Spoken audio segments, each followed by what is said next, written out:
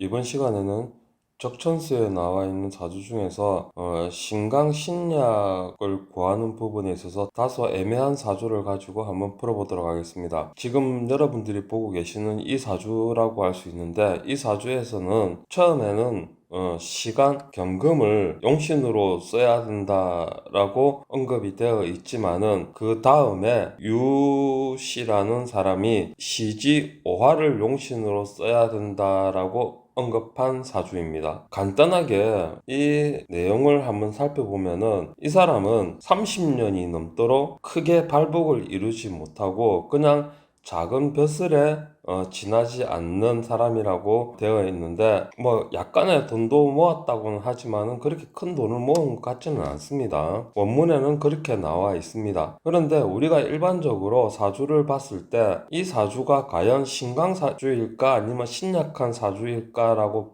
본다고 한다면은, 이 사주를 보면은 누구라도 신강한 사주라고밖에 보이진 않겠죠. 저 같은 경우에는 억부용신론이나 조우용신론을 사용하지 않은 지가 근 20년이 되다 보니까 그렇게 깊이 있게 알지를 못합니다만은, 조우용신은 제쳐두고 억부용신에 대해서 간단하게 이야기를 하면은, 짧은 지식입니다만은 간단하게 이야기를 하자고 한다면은, 일단은 일간이 월지에 등령을 했고 그 다음에 일지에 득지를 했기 때문에 다중한 봐서는 신강한 팔자라고 볼 수가 있지 않을까라고 생각됩니다. 거기다가 천간에 두 개의 임수가 일간 간목을 생하고 있기 때문에 상당히 신강한 파주팔자라고 볼 수 있지 않을까라고 보입니다. 여기서 좀 변수가 있다고 한다면은 이 오술합인데, 이 오술합으로 인해 가지고, 그러니까 오술합화를 해 가지고 신약해질 수가 있느냐 하는 문제인데, 이 오술합을 한다고 하더라도 이미 월지의 힘을 얻었고 천간에 두 개의 임수를 얻었기 때문에 중화보다는 중화에서 다소 높은 신강한 사주라고 밖에는 표현할 수가 없을 듯 합니다. 그렇다고 한다면은 신강한 사주 같은 경우에는 대체적으로 식재관을 용신으로 쓰게 되는데, 식재관을 쓰게 된다고 한다면은 화, 토, 금 이 세 가지 오행을 용신으로 쓴다고 할 수 있는데, 그런데 원문에서 보면은 지금 이 사주팔자의 대운을 보면은 일치기에 갑진대운에서 을사, 병호, 정미 이 사오미 대운을 20대부터 50대까지 지나고 있기 때문에, 어쨌든 간에 이 사주팔자가 신강한 사주팔자라고 한다면은 사오미 대운에 크게 발전을 해야 되는데 또 불구하고 발전을 하지 못하고 그냥 보통 일반 작은 관리나 그 다음에 적은 재물을 모아서 근거히 살아가고 있는 사주에 불과하다는 겁니다. 그럼 과연 혈지론으로 보는 이 사주팔자는 어떠할까요? 혈지론 같은 경우에는 앞서 동영상에도 말씀을 드렸습니다만은, 사주팔자의 일간이 월지에 등령을 했는지 안 했는지 이것은 중요하지가 않습니다. 가장 중요한 것은 사주팔자의 오행상생의 시작점과 끝점이 어디냐 하는 것인데, 일단 오행상생의 시작점은 경금에서 시작을 하게 됩니다. 쉽게 말해서 오행상생의 흐름을 찾아보면은 경금에서 시작을 해서 임수로 흐르고, 수에서 다시 목으로 흐르고, 목에서 화로 흐르고, 화에서 진토로 흐르게 됩니다. 이런 흐름을 두고 용맥이라고 하는데, 이렇게 오행상생의 흐름을, 이렇게 오행상생의 용맥의 길을 찾는 것을 용맥이라고 합니다. 그 다음에 용맥을 찾게 되면은 용혈이라는 걸 찾아야 되는데, 용혈은 용일혈이 됩니다. 그 다음에 혈지라는 걸 알아야 되는데, 혈지는 앞서 동영상에도 많이 언급을 했기 때문에 용신하고 비슷한 개념이지만 뜻은 전혀 다르다고 할 수 있겠죠. 혈지는 인성, 수가 됩니다. 임수가 되고 고조혈은 경금이 됩니다. 자, 이래 보면은 여러분들 입장에서는 이 사주팔자가 매우 강한 팔자, 신강한 사주팔자라고 보일 수 있겠지만은, 제 이론인 혈지론으로 보게 되면은 혈지가 임수, 인성이기 때문에 신약한 팔자라고 볼 수 있겠죠. 하지만은 혈지론에서는 안타깝게도 일간을 중심으로 사주가 강한지 약한지를 살펴보지를 않습니다. 앞서 언급드렸듯이 일간이 월지에 등령했는지 안 했는지도 살펴보지를 않기 때문에, 중요한 것은 오행상생의 흐름이 어디에서 시작이 되고 어디에서 끝나는지 이것만 알면은 충분히 사주팔자를 풀 수가 있다는 것입니다. 이 사주팔자는 시간 경금에서 시작해서 연지 진토에서 끝나는 사주팔자입니다. 단지 이러한 용맥이 용일혈이라는 것에 의해서 가지고 혈지가 임수라는 것이 구해져 나온 겁니다. 이 사주는 용일혈이라는 혈지로 혈지가 임수가 되고 보조혈이 경금이 됩니다. 자, 그러면은 대운을 보면은 쉽게 알 수가 있겠죠. 일단은 갑진대운 같은 경우 이 진토는 매우 유리하다고 볼 수가 있습니다. 왜냐하면은 진토는 수기운이 강하기 때문에 그런대로 유리하다고 볼 수가 있고, 그 다음에 을사대운 또한 유리하다고 볼 수 있습니다. 왜냐하면 을사대운은 금이 강한 운이기 때문이죠. 하지만은 병호와 정미대운은 그다지 좋지가 않습니다. 반대로 무토와 신금대운은 상당히 좋으며 기토대운은 좋지가 않으며 유금대운은 좋습니다. 자, 이러한 것을 알 수 있는 방법은 대운을 분해를 해보면 알게 되는데, 여러분들 같은 경우에는 대운에 보이는 이 간목이라는 글자와 진토라는 글자 두 글자를 가지고 판별을 하게 됩니다만은, 혈지론에서는 이 두 글자를 십천간으로 분해를 하게 됩니다. 갑진이라는 대운을 분해를 해보게 되면은 이렇게 10개의 천간으로 분해가 되는데 천간 하나당 1년을 제어하게 됩니다. 자, 이래 되면은 지금 혈지가 수이고, 옆에다 좀 적어 놓겠습니다. 혈지가 수이고 보조혈이 금입니다. 그러면은 여기서 금수를 찾아서 알아보면 됩니다. 금수를 찾아보면은 여기에 금이 하나 들어있고 여기에 수가 2개 들어있고 나머지는 다 금수가 아닙니다. 그렇기 때문에 이거를 또다시 반으로 나누면은 상반기 갑진 대운에서 갑목은 상당히 힘들었다고 볼 수가 있겠고, 진토 같은 경우에는 5년 중에 2년이 연달아 겹쳐 있기는 하지만은 이렇게 연달아 겹쳐 있는 경우에는 제법 힘든 운이라고 할 수 있습니다. 그렇기 때문에 갑진대운 같은 경우에는 그나마 진토는 갑목보다는 그나마 나으나 그래도 많이 힘든 대운이라고 할 수가 있습니다. 하지만 을사대운 같은 경우에 여러분은 입장에서는 목화대운이라고 생각하시겠지만 역시 이것을 분해해보면 그렇지는 않습니다.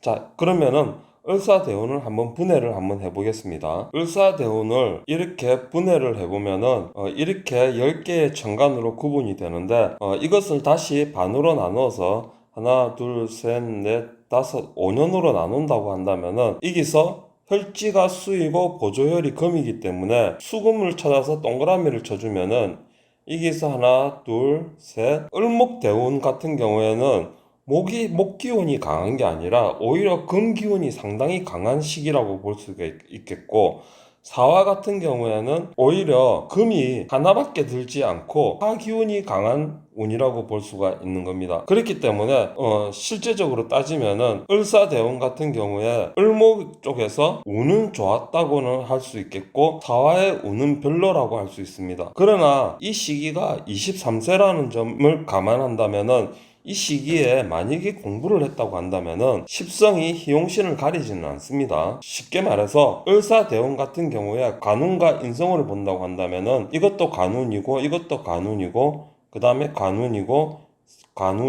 상관운도 관운입니다. 깨어진 관이긴 하지만은 관운이 분명합니다. 그 다음에 이거는 재성운이죠. 본다고 한다면은, 자, 을사대운에 이것을 십성을 천간으로 본다고 한다면은, 을목 같은 경우에는 관운이 하나, 둘, 셋, 5년 중에 3년이 관운이 들었기 때문에 능히 좋은 운이기도 하지만은 화급운도 들어있습니다. 화급운은 인성과 관성을 살피게 됩니다. 그런데 십성은 앞서 동영상에도 언급해드렸습니다만은 십성 그 자체에는 기용신이라는 것이 적용이 되지가 않습니다. 즉 혈지와 보조혈이라는 것 자체도 역시 적용이 되지가 않습니다. 자, 그러면은 사화에서 관운이 있는가 보면은 이거는 재성이니까 아니고 비겁인이 아니고 화는 병화는 상관운에 해당합니다. 물론 여러분이 알고 있는 십성은 식신에 해당하겠죠. 하지만은 혈지론에서는 십성을 분배하는 법이 조금 다르기 때문에 양의 식상은 상관이라고 표현합니다. 상관은 보통 깨어진 관이라고 하죠. 하지만은 깨어진 관이라도 역시 관은 관성이기 때문에 이 시기에 공부를 한다고 한다면은 공부가 상당히 잘 되는 시기라고 할 수 있습니다. 즉 을사대운의 학업운을 본다고 한다면은 하나, 둘, 셋, 넷, 다섯, 여섯 무려 10년 중에 6년이 학업운이 들어있기 때문에 틀림없이 이 시기에 작은 벼슬이나마 하지 않았을까라고 보입니다. 그러나 이 사람 같은 경우에는 을사대운에 큰 벼슬을 할 수가 없었던 이유는 바로 이 경금 때문입니다. 편관이라는 것은 걱정과 우울, 그 다음에 겁이 많음을 의미합니다. 그 다음에 항상 수동적입니다. 이 사람은 각경충으로 인해 가지고 간에 대한 욕심이 많다고는 볼 수는 있습니다만은 이것이 편관이기 때문에 그 욕심을 크게 드러내지 못하고 항상 마음적으로 간에 대한 욕심을 드러내고 있는 겁니다. 즉 크게 올라가고 싶지만은 행동이 수동적이기 때문에 직급이 올라갈 수 있는 그만한 힘이 없는 겁니다. 그렇기 때문에 이 시기에 을사대운에 시험을 쳤다고 한다면은 작은 벼슬을 해서 능히 먹고 살았을 것인데, 특히나 이 관습 편관 같은 경우에는 수동적이기도 하지만은 한편으로는 허세가 조금 있습니다. 허세가 있다는 말은 강자에게는 약하고 약자에게는 강하게 구는 것을 말하는데, 이 을사대운 이때에 벼슬을 하면서 작은 관리직을 맡으면서 약간 백성들의 고열을 빨아먹었다라고 볼 수가 있는 겁니다. 그렇기 때문에 이 을사대운에 작은 벼슬을 했을 수도 있고, 그 벼슬을 통해 가지고 약간의 돈을 착취를 했다고 봐야 되겠죠. 백성들의 돈을 착취를 했다고 볼 수가 있는 겁니다. 하지만 이 병호대운 같은 경우에는 굳이 보지를 않아도 상당히 좋지 않음을 알 수가 있습니다. 왜냐하면 혈지가 수이고 보조혈이 금이기 때문에 그다지 좋지가 않다고 볼 수가 있겠죠. 그 다음에 정미대운도 역시 마찬가지입니다.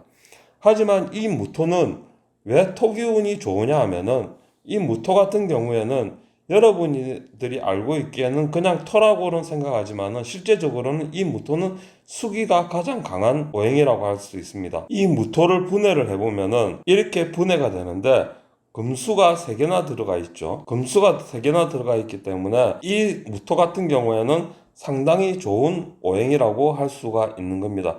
그에 비해서 기토 같은 경우에는 그렇게 좋은 오행이 아닙니다. 이 사주에서 좋은 운을 따지자고 한다고 한다면은 오히려 을사대운보다는 무신대운이 가장 좋았다고 볼 수가 있습니다. 그러나 무신대운의 나이를 보면은 53세 이상이죠. 이 53세 이상이 이 나이에 큰 돈을 벌기는 어려웠을 것으로 보입니다. 왜냐하면은 벼슬이 운이 좋지 않았기 때문에 벼슬이 올라가지도 않았을 것이고, 또한 벼슬에 대한 욕심은 있었으나 그 벼슬을 차고 올라갈 만한 담력이나 능동적인 행동을 할 수 없는 사람이기 때문에 작은 벼슬아치에서 머물러서 한평생을 살았지 않나 라고 보이는 겁니다. 그 이유는 바로 이 편관 때문에 그렇습니다. 앞서 동영상에 편관이라는 동영상에 대해서 자세하게 언급을 했기 때문에 그 부분을 참고를 하시면 될 듯 합니다. 앞서 언급했듯이 여러분들은 분명히 이 사주를 두고 신강한 사주팔자라고 보고 틀림없이 대부분 다 화운에 발전했을 거라고 생각을 할 수도 있습니다. 아니면 조를 보시는 분 같은 경우에는 목이 습하다고 볼 수가 있겠죠. 목이 습하다고 보기 때문에 오히려 건조한 금을 사용한다고 보고 나름대로 신유술 이 대운에 나름대로 좋지 않을까라고 판단하시는 분도 있겠지만은 사실은 그렇지는 않습니다. 자, 그렇다면은 좋은 운으로 따진다고 한다면은 어떤 운이 되느냐 하면은 을목운과 그 다음에 무토대운, 그 다음에 신금대운, 그 다음에 경금대운, 이렇게 좋은 운이 되는 겁니다. 단지 이 시기에 관운이 많이 들어와 있어서 학업운이 좋아 이 시기에 작은 벼슬이나마 할 수 있었다라는 것에 만족을 해야 되는 사주입니다. 큰 벼슬을 할 수 없는 것은 앞서 언급드렸다시피 이 사주에 편관이 있기 때문에 그런 겁니다. 자, 이 사주를 가지고 지금까지 혈지론으로 풀어보았는데, 일반적으로 신강신약으로 풀게 되면은 이 사주의 답을 얻기는 상당히 힘들다고 볼 수가 있습니다. 대운을 분해하는 방법을 모른다면은 역시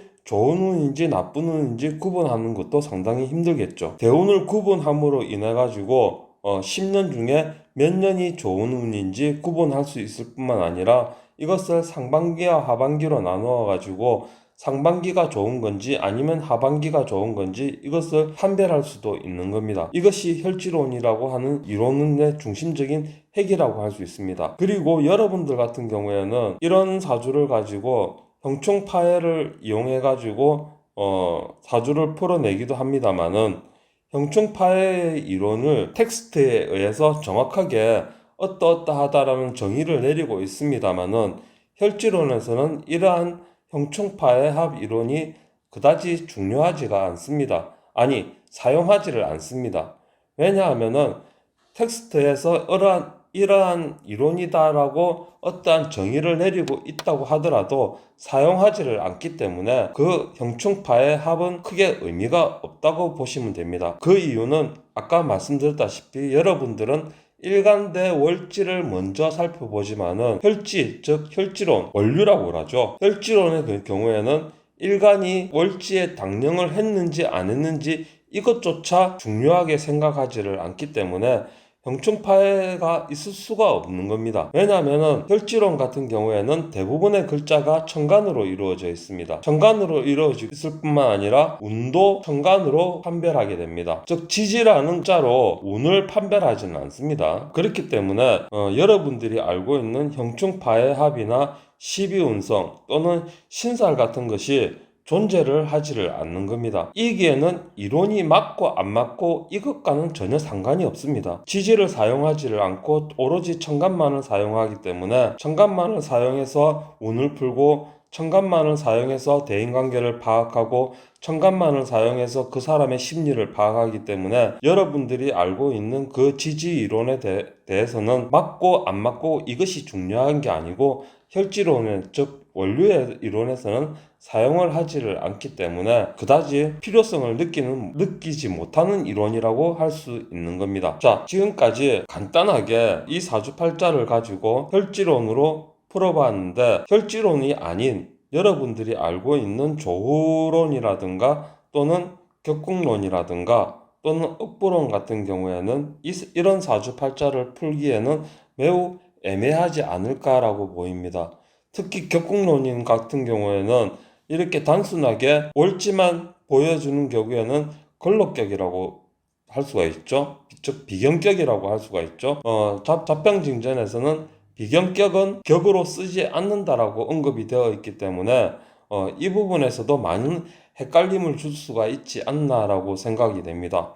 특히 이 사주를 조후론으로 봐야 될지 그렇지 않으면 억부론으로 봐야 할지 헷갈려 하는 부분들이 많이 있기 때문에 이 사주를 하나를 넣어놓고 가운에 좋았다 아니면 금운에 좋았다라고 여러 가지 말을 하는 분들이 많이 있겠습니다만은 실제적으로 이 사주는 화운도 아니고 금운도 아니고 중간중간에 운이 잠깐 좋았던 운이 들어와 있을 뿐입니다. 앞서 언급한 것처럼 이 사주는 을목운과 무신대운, 그 다음에 경금대운 이때만 좋았을 뿐이지 나머지는 그다지 좋은 운이라고 할 수가 없는 겁니다. 이 사주에서 을사대운에 간운이 많이 들어있어 작은 벼슬을 했다는 이유 하나만으로 이 사주를 화용신으로 보는 것은 잘못되었다는 것이죠. 왜냐하면 병호대운과 정미대운은 좋지를 않기 때문입니다. 또한 9일 지났을 때 이 무신대운 같은 경우에는 수금으로 점치를 되어 있는 사주이기 때문에 상당히 좋은 운이라고 할 수 있기 때문에 그때 가가지고는 또다시 말을 하기가 어렵겠죠. 그렇다고 해가지고 금운이 좋다고 한다고 하더라도 금운이 좋다면 신유술 이 대운이 좋아야 되는데 기유대운 역시 그다지 좋지 않습니다. 자, 그나마 금으로 본다고 한다면은 이 유금은 세모이고 경금은 좋은 운이기 때문에 앞에 이 화운보다는 그나마 금운이 조금 더 낫다고 볼 수가 있겠습니다. 그렇기 때문에 오히려 조우로 보는 사람일 경우에 물론 조우를 봤을 때 저처럼 목을 습으로 보고 금을 건조로 보고 해서 습한 사주라고 보고 이것을 건조하게 만들어 주었다는 경우에 한해서 언급이 되는 이야기입니다만은 아무래도 이게 인호합이라든가 진토가 있다고 본다고 한다면은 한난 조습보다는 억부로 보는 분들이 많지 않을까라고 생각이 됩니다. 왜냐하면은 지지에 화기가 강하다고 하더라도 천간에 임수가 있고 진토가 있기 때문에 화기를 충분히 빨아들일 수 있는 사주이기 때문에 한난 조습 부분에 있어서는 어느 정도 해결이 되는 사주가 아닌가라고 판단이 되기 때문에 억부로 보는 경우가 많지 않을까라고 봅니다. 물론 이거는 제 짧은 견해입니다. 처음에 말씀드렸다시피 억부나 조우용신 같은 경우에는 저는 크게 사용하지를 않습니다. 사용하지를 않은 지가 벌써 20년이 다 되었습니다. 그렇기 때문에 억부 이론이나 조우론에 대해서는 그렇게는 알지를 못하기 때문에 구체적으로 짧은 지식으로 언급을 잠깐 들었을 뿐이니까 이 부분에 대해서는 여러분들의 이해를 조금 바랍니다. 앞서 언급했듯이 혈지론으로 풀게 되면은 이 사주는 혈지가 수가 되고 보조혈이 금이 되기 때문에 수금을 찾아서 대운을 분해해서 수금이 많이 나오는 대운을 찾으면은 언제 좋았는지 어느 대운에 좋았는지 이것을 쉽게 판별할 수가 있다는 것이죠. 자, 이것이 혈지론으로 사주팔자를 풀어나가는 방법입니다. 이번 시간에는 적천수에 나와 있는 사주팔자를 통해 가지고 짧게 신강신약에 대한 의문을 던지는 사주팔자를 가지고 혈지론으로 풀어보았습니다. 다음 시간에는 다른 주제를 가지고 영상에서 한번 찾아뵙도록 하겠습니다. 지금까지 사주상담가였습니다.